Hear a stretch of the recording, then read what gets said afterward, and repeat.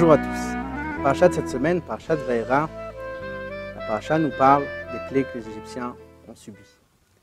Une des plaies était la plaie des grenouilles. À ce sujet, le Midrash nous dit « Il y a des créatures dans le monde qu'on ne sait pas leur utilité. Mais il faut savoir que même ces créatures-là ont une raison d'être. » Et le Midrash continue. Par exemple, la grenouille. Dieu dit à un prophète, si vous ne faites pas mon ordre, mon commandement, vous ne croyez que je n'ai pas aucune façon d'autre à accomplir mon commandement. Regardez, en Égypte, sans les grenouilles, comment j'aurais pu punir les Égyptiens? Ce midrash est assez étonnant. Comment pouvons-nous dire que sans les grenouilles, Dieu n'aurait pas pu punir les Égyptiens? Nous savons qu'il y a eu 10 plaies. Juste avant les grenouilles, il y a eu la plaie du sang, où Dieu a transformé toute l'eau en sang, qui était une plaie très grave, jusqu'à la fin, la dernière plaie, la plaie de la mort des premiers-nés.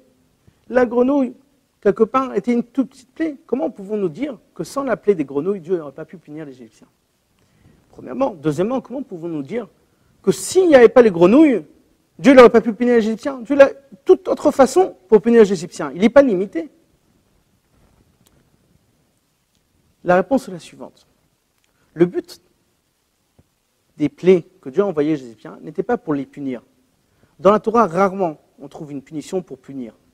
La punition dans la Torah est toujours pour rattraper, pour arranger, pour effacer l'erreur. Pour réparer l'erreur des Égyptiens, il fallait absolument envoyer les grenouilles. Pourquoi? Il y a 3 façons de nier Dieu. Première façon est de dire que oui, il y existe Dieu. Mais Dieu, si on peut dire, il a créé d'autres dieux, d'autres forces célestes, qui, eux, gèrent le monde. C'est quelque part, on est d'accord que Dieu existe, mais il a donné de la force aux astres, d'autres possibilités, d'autres forces divines, que eux vont gérer le monde. Mais Dieu lui-même est au-delà et décalé de pouvoir gérer le monde. Deuxième niveau, de ne pas en parler du tout de Dieu, ni positivement, ni négativement. Ça veut dire que Dieu est possible qu'il existe, mais moi, je n'ai pas aucun rapport avec Dieu. Le troisième niveau, qui est celui-là qui nie Dieu. Dieu n'existe pas. Quel est le plus grave? Bien sûr, on va à première vue, le plus grave est le troisième niveau, celui-là qui nie complètement Dieu. De ça, je dis non. Le deuxième est le plus grave. Le premier, il parle de Dieu, il dit qu'il y a Dieu, il a créé d'autres dieux. Certes, c'est une erreur, mais au moins il en parle de Dieu. Le troisième, en négligeant Dieu, quelque part, il pense à Dieu, il a besoin de le négliger tout le temps, il a besoin d'en parler. Quelque part, de lui, on sait l'existence de Dieu. Peut-être d'une façon négative, mais on la connaît, on en parle de cette existence.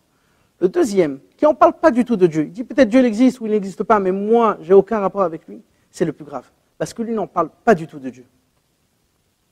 Alors, dans les créatures de Dieu, on a aussi ces 3 niveaux-là. On a des créatures, bien sûr, qui sont positives. On a des créatures qui sont négatives. Et on a des créatures qu'a priori, à première vue, ne servent à rien.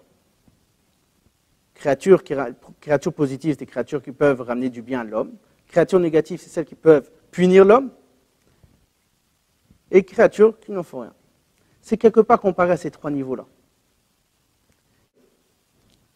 Les créatures qui endommagent l'homme sont comparées et sont là pour punir ceux qui ne nient Dieu, qui nient Dieu totalement.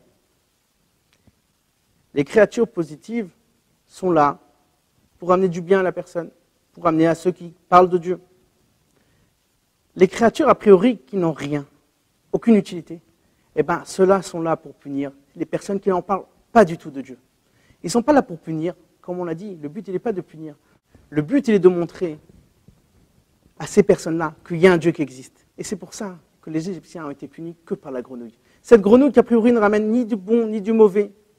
En faisant Messirut Nefesh, le don de soi, les grenouilles sont parties dans les fours, sont parties dans les endroits où Dieu ne leur a même pas demandé, ils étaient prêts à mourir pour Dieu. Ils ont montré qu'il y a un Dieu qui existe. Et que même cette clipa, cette force du mal qui ne parle pas du tout de Dieu, où Dieu n'existe pas, va comprendre qu'il y a un Dieu. Et c'est pour ça que la grenouille était importante pour punir les Égyptiens. Au revoir.